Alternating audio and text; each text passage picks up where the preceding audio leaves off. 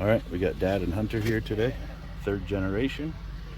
We're going to program these keys in a Chevy Equinox. All right, put this key in, bud. Put this key in here. And we're just gonna turn it on that far. We're gonna watch that security light right there. See that light? It goes out. Okay, and we're gonna turn this off. Let's put this key in. Here, you can help me. Key in, turn it on that far. Now watch the security light's gonna go out right there. Alright, it goes out. I'll turn it off. Let's hit the buttons. And he got it done. Not bad. The third generation, getting it done.